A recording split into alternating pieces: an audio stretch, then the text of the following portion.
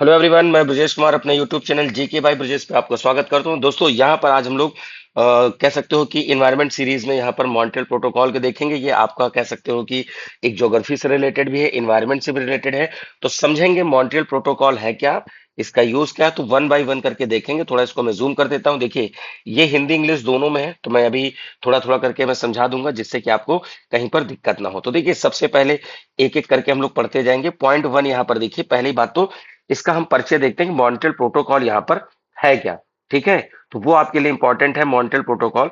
देखिए, ये ओजोन परत, अब ओजोन कहाँ पाई जाती है? स्ट्रेटोस्फेयर में पाई जाती है। स्ट्रेटोस्फेयर आप ज्योग्राफी वाले वीडियो में देख सकते हैं, समताप मंडल। ठीक, तो ओजोन को हम ऐसे लिखते हैं, इसमें ऑक्सीजन के 3 मॉलिक्यूल मिलेंगे। तो मॉन्ट्रियल प्रोटोकॉल ओजोन परत को नष्ट करने वाले प्रोडक्ट और खपत को नियंत्रित करने वाले एक इंटरनेशनल ट्रीटी है। ये 16 सितंबर 1987 को मॉन्ट्रियल में लाया गया था। और मॉन्ट्रियल कहां पड़ेगा? कनाडा शहर। तो क्वेश्चन क्या बना? ओजोन कहां पाई जाती है? स्ट्रेटोस्फेयर में। तो इसको रोकने के लिए कब प्रोटोकॉल आ गया? तो 16 सितंबर 1987। मॉन्ट्रियल शहर है कनाडा का। यह यूनाइटेड नेशन इन्वायरमेंट प्रोग्राम के तहत तैयार किया गया था। क्लियर?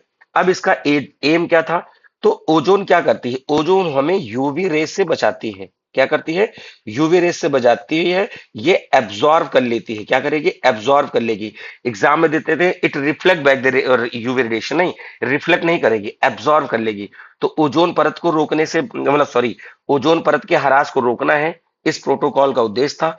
इसको सुरक्षित करने के लिए ओजोन को क्षय, मतलब उसको नुकसान करने वाले प्रोडक्ट, उपयोग, आयात निर्यात को हमें चरणबद्ध तरीके से, यानी स्टेप बाय स्टेप हमें समाप्त करना है। ऐसा नहीं कि आप आज ने बोला और कल समाप्त हो गया। ठीक है, जैसे भी आजकल क्या चल रहा है, ई 20 वाला चल रहा है। तो ई 20 वाले पे इशू है कि भाई हमारे पास वैसी व्हीकल होती तो फिर धीरे धीरे लोग उस पर भरोसा कर लेते, लेकिन ये एकदम से आ गया, तो जिससे इंजन और उसके पार्ट्स में खराबी देखने को मिल रही है कई जगह से।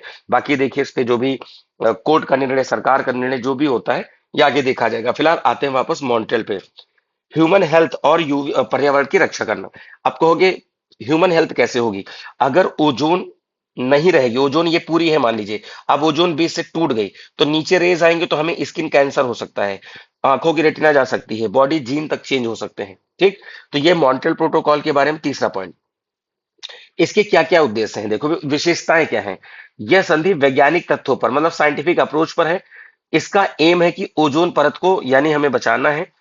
इसमें लचीली समय सीमा और विकसित विकासशील देशों के साथ जिम्मेदारियां हैं। देखो, है क्या? जैसे रेफ्रिजरेटर होता है, या जिसको फ्रिज बोलते हो आप, बाकी एसी हो गया, इनसे सीएफसीज और एचएफसी, क्लोरोफ्लोरोकार्बन और हाइड्रोफ्लोरोकार्बन, ये नुकसान पहुंचाते हैं। ठीक है, तो ये यहां पर क्या है कि हमें उन सब चीजों पर रोकना है। तो वन बाय वन करके देखते हैं कौन कौन से पदार्थ यहां पर हमें कंट्रोल करने हैं। एक तो CFC, halons, carbon tetrachloride, methyl chloroform, hydrofluorocarbon, ये हाइड्रोक्लोरोफ्लोरोकार्बन, ब्रोमीथेन और अन्य क्षयकारी पदार्थ, इन्हें हमें क्या करना था? रोकना था। तो ये सारे नाम याद कर लीजिए। और पूछा जाता है कि एग्जाम में कि भाई कौन कौन से रिस्पॉन्सिबल गैसेस हैं ओजोन परत में क्षरण के लिए। क्लियर है भाई? चलो आगे देखते हैं कि ओजोन परत के लिए और क्या काम किए गए हैं। तो 1985 में वियना कन्वेंशन आया था, ये सबसे पहले आया था। 16 सितंबर 1987 को मॉन्ट्रियल प्रोटोकॉल आया। देखिए, 16 सितंबर को ही हम क्या मनाते हैं? ओजोन दिवस मनाते हैं, जिससे लोगों को अवेयर किया जा सके। फिर 1 जनवरी 1989 को यह प्रोटोकॉल लागू हुआ। 1990 में लंदन संशोधन हुआ, तो जिससे कि क्या हुआ कि इसमें थोड़े से अमेंडमेंट किए गए। 1992 में कोपेनहेगन, स्वीडन में पड़ता है। 1997 में मॉन्ट्रियल, फिर इसमें रिफॉर्म किए गए।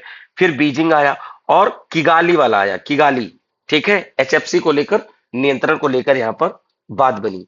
फिर आगे बात कर लेते हैं, इसकी इंपॉर्टेंस क्या है ओजोन परत की।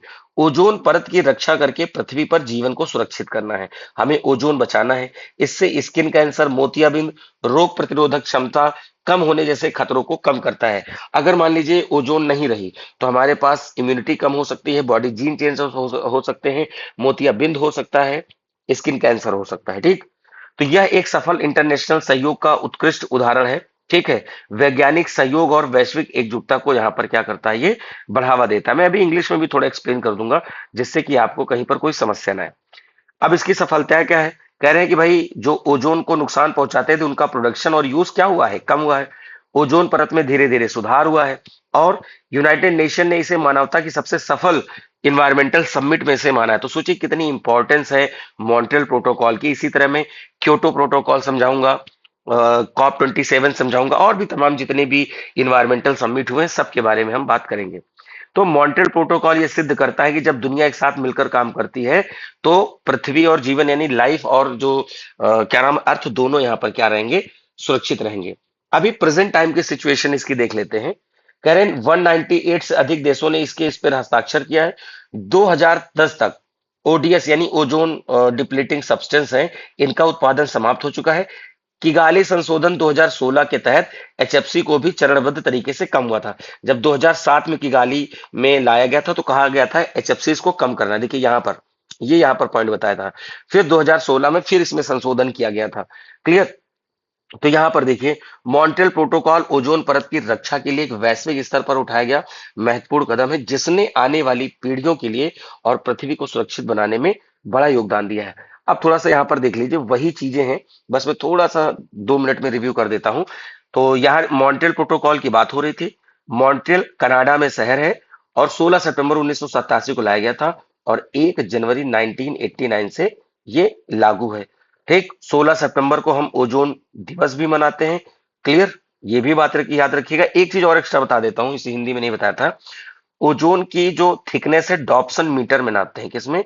डॉप्सन मीटर में नापते हैं ओजोन परत की मोटाई को, ये याद रखना।